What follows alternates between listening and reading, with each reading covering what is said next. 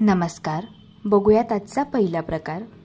आता हा पदार्थ तयार करण्यासाठी 1 वाटी मुगाची डाळ 2 तास मी पाण्यामध्ये भिजायला ठेवलेली होती. डाळ चांगली भिजल्यानंतर त्यातील पाणी हे पूर्ण नितळून घेतलेलं आहे. आता ही डाळ आपल्याला एका मिक्सरच्या भांड्यामध्ये घालायची आहे. यात 4 ते 5 हिरव्या मिरच्या घालायच्या, 6 ते 7 लसणच्या पाकळ्या घालायच्या आणि मुठभर कोथिंबीर घालायची. पोहे खायचे 3 छोटे चमचे यात पाणी घालायचं, यापेक्षा जास्त पाणी घालायचं नाही. आणि डाळ अगदी बारीक अशी वाटून घ्यायची. वाटून घेतलेल्या या डाळमध्ये 1 चमचा जिरं घालायचं, पाव चमचा हळदी पावडर घालायची, पाव चमचा गरम मसाला घालायचा, पाव चमचा हिंग घालून घ्यायचा आणि चवीप्रमाणे यात मीठ घालायचं आहे. आता हे सगळे जिन्नस आपण छान मिक्स करून घेऊया. इथे आपलं हे मूग डाळीचं बॅटर तयार झालेलं आहे. तुम्ही बॅटरची थिकनेस पाहून घ्या, या पद्धतीचे आहे. झाकण ठेवून 5 मिनिटांसाठी हे बॅटर आपल्याला मुरायला ठेवायचं आहे. तोपर्यंत पुढची प्रोसेस बघूया. एका पसरट ताटामध्ये 1.5 वाटी गव्हाचं पीठ घालून घ्यायचं आहे. यात पाव चमचा हळदी पावडर घालून घेतली, अर्धा चमचा लाल तिखट घातलं. तिखट आवडीनुसार कमी जास्त करू शकता. पाव चमचा ओवा घेतला. ओवा असा हातावरती क्रश करून घालायचा, म्हणजे ओव्याचा फ्लेवर पदार्थामध्ये खूप छान उतरतो. पाव चमचा हिंग घालायचा, पाव चमचा गरम मसाला घालायचा आणि चवीप्रमाणे मीठ घालायचं. सगळ्यात शेवटी पोहे खायचे 2 चमचे, यात आपल्याला साजूक तूप घालायचं आहे. तुपामुळे या पदार्थाला चव खूप छान येते. आता हे सगळे जिन्नस मिक्स करून घ्यायचे आहे. याला मी मिक्स करून घेतले. आता थोडं थोडं यात पाणी घालायचं आहे आणि याचा गोळा मळून घ्यायचा आहे. आता गोळा मळताना एक गोष्ट लक्षात ठेवायची, जसं आपण पुरीसाठी पीठ मळतो ना घट्ट, तसंच आपल्याला घट्ट पीठ मळून घ्यायचं आहे. सैल पीठ मळायचं नाही, घट्ट पीठ मळायचं, म्हणजे पदार्थ क्रिस्पी आणि खुसखुशीत होतो. पीठ मळून घेतल्यानंतर पिठातील एक गोळा आपल्याला घ्यायचा आहे आणि याचा आपल्याला असा उंडा हा तयार करायचा आहे. आता याला आपण लाटून घेऊया. याला लाटताना अजिबात पीठ लावायचं नाही. पीठ घट्ट मळून घेतलेलं आहे, त्यामुळे पीठ लावायची अजिबातच गरज पडत नाही. इथे मी छान याची चपाती लाटून घेतलेली आहे. जशी आपण रेग्युलर चपाती लाटतो ना, तसंच याला लाटून घ्यायचं. याला लाटून घेतल्यानंतर एका फोकच्या साहाय्याने यावरती आपल्याला अशी मार्किंग करून घ्यायची आहे. आता इथे मी एक छोट्या साईजची वाटी घेतलेली आहे. इथे तुम्ही कटरसुद्धा वापरू शकता, जे आपण कुकीजसाठी वापरतो ते कटर. आता या वाटीने आपल्याला या पद्धतीने या चपातीवरती मार्किंग करून घ्यायचे आहे. इथे आपल्या अगदी छोटे छोटे या पुऱ्या तयार झालेल्या आहे, पाहू शकता. जे एक्स्ट्राचं पीठ आहे ते काढून घ्यायचं आणि दुसरी चपाती करताना हेच पीठ आपल्याला त्यामध्ये मळून घ्यायचं आहे. याच पद्धतीने मी छोट्या छोट्या, पाहू शकता, या पुऱ्या तयार करून घेतल्या. आता या पुऱ्यांवरती आपल्याला तयार करून घेतलेलं हे मुगाच्या डाळीचं मिश्रण लावून घ्यायचं आहे. साधारण छोटा 1 चमचा आपल्याला असं हे मिश्रण या पुऱ्यांवरती लावून घ्यायचं आहे. याच पद्धतीने मी हे मिश्रण सगळ्या पुऱ्यांवरती लावून घेतलेलं आहे. आता आपण या पुऱ्या फ्राय करून घेऊया. त्यासाठी इथे मी तेल गरम करून घेतलेलं आहे. तयार करून घेतलेल्या पुऱ्या तेलामध्ये सोडून घेऊया. पुरी तेलामध्ये घालताना मूग डाळीचं जे मिश्रण लावून घेतलेलं आहे, तर ती साईड आपल्याला खालच्या साईडने ठेवायची आहे, या पद्धतीने. आणि आता या पुऱ्या क्रिस्पी कुरकुरीत होईपर्यंत दोघी साईडने आपल्याला मस्त फ्राय करून घ्यायच्या आहे. पुऱ्या फ्राय करत असताना एक साईड फ्राय झाल्यावरती दुसरी साईड पलटी करून घ्यायची आणि दोघी साईडने मस्त क्रिस्पी कुरकुरीत होईपर्यंत या पुऱ्या फ्राय करून घ्यायच्या. इथे मी या पुऱ्या दोघी साईडने क्रिस्पी कुरकुरीत होईपर्यंत फ्राय करून घेतल्या. आता आपण यांना काढून घेऊया. तयार झाला इथे आपला हा मूग डाळीचा नाश्ता. चवीला अगदी भन्नाट लागतो, दिसायलाच एवढा सुंदर दिसतो, त्यापेक्षा चवीला अप्रतिम लागतो. या पद्धतीने एकदा तुम्ही नक्कीच ट्राय करून बघा. प्रकार क्रमांक 2. आता हा पदार्थ तयार करण्यासाठी 3 वाटी मुगाची डाळ 2 तास मी पाण्यामध्ये भिजायला ठेवलेली होती. डाळ चांगली भिजलेली आहे. यातील मी पूर्ण पाणी हे काढून घेतलं. आता ही डाळ मिक्सरच्या भांड्यामध्ये घालून घेतली. यामध्ये 6 ते 7 हिरव्या मिरच्या घातल्या, 10 ते 12 लसणच्या पाकळ्या आणि 1 इंच आलं घातलं आणि 1 चमचा जिरं घातलेलं आहे. पाव चमचा हळदी पावडर घालायची आणि चवीप्रमाणे मीठ घालायचे. सगळ्यात शेवटी मुठभर कोथिंबीर घालायची. कोथिंबीर थोडीशी जास्तच घाला, म्हणजे पदार्थाला चवसुद्धा छान येते आणि रंग देखील सुरेख येतो. थोडंसं पाणी घालायचं आहे आणि छान याला वाटून घ्यायचं आहे. बॅटरची थिकनेस पाहून घ्या. जसं आपलं डोस्यांचं बॅटर असतं ना, त्याच पद्धतीचं हे बॅटर ठेवायचं आहे. इथे आपलं हे बॅटर तयार झालं आहे. आता डोसे तयार करण्यासाठी तवा गरम करून घेतला. तव्याला तेल लावून घ्यायचं आहे आणि थोडासा पाण्याचा शिंतोडा तव्यावरती घालायचा आहे आणि तवा टिश्यू पेपरने पुसून घ्यायचा आहे. ही स्टेप केल्यामुळे काय होतं, तव्याचं टेम्परेचर हे कमी होतं आणि त्यामुळे डोसे हे अगदी परफेक्ट तयार होतात. अजिबात डोसे तव्याला चिटकत नाही. तयार करून घेतलेलं डोस्यांचं बॅटर 1.5 पडी तव्यावरती घालायचं. हलक्या हाताने हा डोसा मस्त पसरवून घ्यायचा. डोसा आता एकाच साईडने क्रिस्पी आणि कुरकुरीत होईपर्यंत भाजून घ्यायचा आहे. डोसा एका साईडने भाजत आला की वरची बाजू याची कोरडी होते.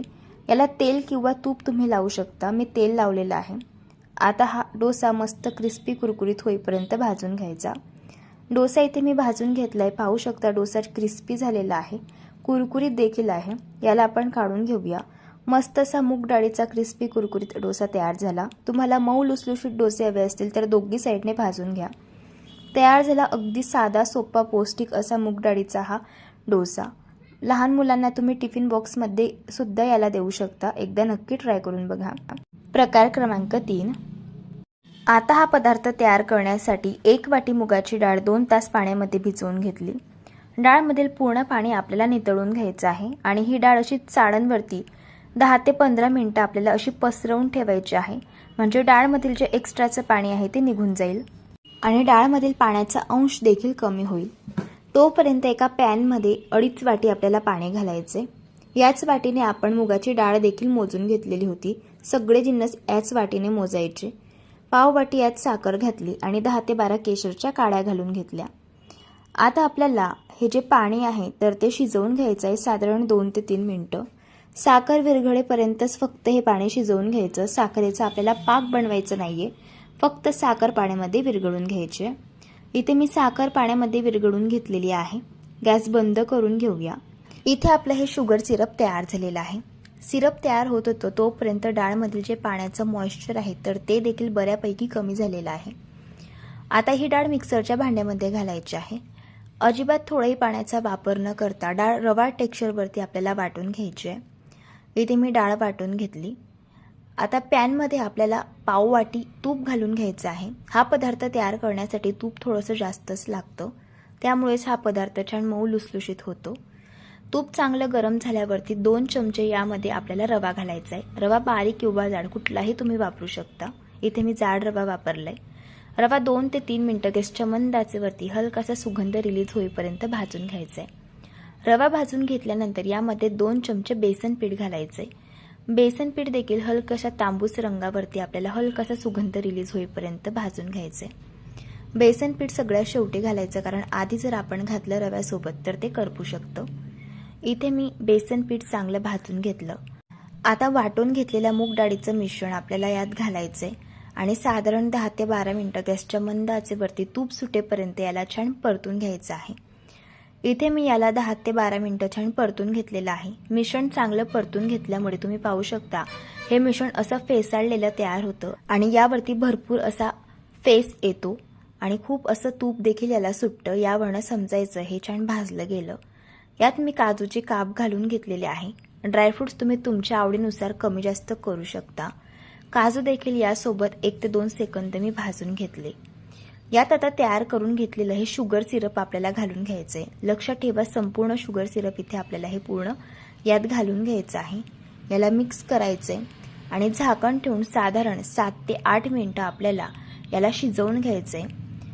पण लक्षात ठेवा या 7 ते 8 मिनिटांमधून साधारण 1.5 मिनिटांनी झाकण उघडायचंय आणि याला असं मिक्स करत जायचं आहे, म्हणजे शिरा हा तळाला चिटकणार नाही किंवा चढणार नाही. हा शिरा आता याच पद्धतीने मी झाकण ठेवून छान शिजवून घेतलेला आहे. तुम्ही पाहू शकता मस्त असा मऊ लुसलुशीत दाणेदार इथे मूग डाळीचा शिरा आपला तयार झाला. सगळ्यात शेवटी यात पाव चमचा वेलची पावडर घालून याला मिक्स करून घेतलंय. तयार झाला मऊ लुसलुशीत तोंडात टाकताच विरघळेल असा हा मूग डाळीचा शिरा. चवीला अगदी भन्नाट लागतो हा शिरा आणि सगळ्यात महत्त्वाचं पौष्टिक देखील आहे. या पद्धतीने एकदा ट्राय करून बघा. प्रकार क्रमांक 4. आता हा पदार्थ तयार करण्यासाठी 1 वाटी मुगाची डाळ 2 तास पाण्यामध्ये भिजवून घेतली. डाळ चांगली भिजलेली आहे. या डाळमधील पाणी आपल्याला पूर्ण नितळून घ्यायचं आहे. डाळ अशी चाळणवरती आपल्याला पसरवून घ्यायची आहे, म्हणजे या डाळमधील एक्स्ट्राचं पाणी देखील नितळून जाईल. आता इथे मी 1 मध्यम आकाराचा कच्चा बटाटा घेतला. बटाट्याची सालं काढून घेतली आणि हा बटाटा किसून घेतला. आता बटाट्याच्या किसमध्ये पाणी घालायचे हा किस 2 ते 3 वेळेस मस्त धुवून घ्यायचा आहे, म्हणजे या किसमधील जे स्टार्च आहे तर ते निघून जाईल. आता या बटाट्याच्या किसमधील पाणी आपल्याला असं हाताने दाबून दाबून काढून घ्यायचं आहे. आणि आता याला एका प्लेटमध्ये आपण काढून घेऊया. याच पद्धतीने सगळ्या बटाट्याच्या किसमधील पाणी मी काढून घेतलेलं आहे. आता या पदार्थासाठी आपल्याला एक मसाला तयार करायचा आहे. तर त्यासाठी एका पॅनमध्ये 1 चमचा आपल्याला बडीशोप घालायची, 1 चमचा जिरं घालायचं, 1 चमचा धणे घालायचे आहे आणि 6 ते 7 काळी मिरी यामध्ये घालून घ्यायची आहे. आता हे सगळे जिन्नस आपल्याला 1 ते 2 सेकंद सुगंध रिलीज होईपर्यंत भाजून घ्यायचे आहे. छान याला भाजून घेतल्यानंतर एका मिक्सीच्या भांड्यामध्ये काढायचे आणि याची अगदी बारीक पावडर तयार करून घ्यायची आहे. मसाला तयार होत होता तोपर्यंत डाळमधील पाणी देखील चांगलं नितळलेलं आहे. या डाळमधील 2 चमचे डाळ मी सेपरेट बाजूला काढून घेतलेली आहे. डाळ का बाजूला काढली ते तुम्हाला पुढे सांगणार आहे. मिक्सीच्या भांड्यामध्ये आता ही डाळ आपल्याला घालून घ्यायची आहे. यामध्ये 6 ते 7 लसणच्या पाकळ्या, 1 इंच आलं, 3 ते 4 हिरव्या मिरच्या घालायच्या. तिखट आवडीनुसार कमी जास्त करू शकता. अजिबात पाण्याचा वापर न करता थोड्याशा रवाळ टेक्स्चरवरती डाळ आपल्याला वाटून घ्यायची. वाटून घेतलेली डाळ आता आपण एका बाउलमध्ये काढून घेऊया. आता यामध्ये हा बटाट्याचा किस घालायचा आहे, पाव वाटी बारीक चिरलेला कांदा घालायचा आहे आणि आपण ही डाळ सेपरेट बाजूला काढलेली होती ती देखील यामध्ये घालायची आहे. अशी डाळ घातल्यामुळे पदार्थ जास्त क्रिस्पी आणि खुसखुशीत होतो. तयार करून घेतलेला मसाला यामध्ये घालायचा. पाव चमचा यामध्ये आमचूर पावडर आणि अर्धा चमचा चाट मसाला घालून घ्यायचा. चवीप्रमाणे मीठ घालायचं आणि बारीक चिरलेली कोथिंबीर घालायची. सगळे जिन्नस छान मिक्स करून घ्यायचे. आता यामध्ये आपल्याला बेसन पीठ घालायचंय. 1 वाटी बेसन पीठ घेतलेलं आहे. यातील अर्ध बेसन पीठ सुरुवातीला घालून घेतलं. गरज लागली तर आपण उरलेलं बेसन पीठ देखील यात घालूया. याला मिक्स करून घेतलंय. मला असं वाटतं यात आणखी बेसन पीठ बसेल, त्यामुळे जे शिल्लक राहिलेलं बेसन पीठ होतं ते देखील यामध्ये घालून घेतलं. टोटल 1 वाटी बेसन पीठ इथे आपण यासाठी वापरले. मिश्रणाची थिकनेस पाहून घे, या पद्धतीची आहे. या पदार्थाची चव दुपटीने वाढण्यासाठी तुपाची फोडणी यामध्ये घालायची. 1 चमचा तूप गरम करून घ्यायचं. यामध्ये पाव चमचा हळद घालायची आणि पाव चमचा हिंग घालायचा. तयार करून घेतलेली फोडणी मिश्रणामध्ये घालायची आणि छान याला मिक्स करून घ्यायचं. इथे आपण मेदू वडे तयार करत आहोत. त्यासाठी हाताला पाणी लावायचं आणि थोडंसं मिश्रण हातामध्ये घ्यायचं आणि याचा गोळा असा तयार करून घ्यायचा. चहाची गाळणी घेतलेली आहे. याला देखील सुरुवातीला पाणी लावून घेतलेलं होतं. हे मिश्रण आता आपल्याला गाळणीवरती ठेवायचे. थोडंसं याला थापून घ्यायचं आणि याला होल तयार करून घ्यायचं. इथे आपला हा मेदूवडा तयार झाला. मेदूवडा फ्राय करण्यासाठी तेल गरम करून घेतलं. चहाची गाळणी अशी हलकीशी शेक करून घ्यायची आणि हा वडा असा अलगद तेलामध्ये सोडून घ्यायचा. वडा मस्त क्रिस्पी आणि कुरकुरीत होईपर्यंत दोन्ही बाजूने फ्राय करायचा. तयार झाला मूग डाळीचा क्रिस्पी आणि कुरकुरीत असा हा मेदूवडा.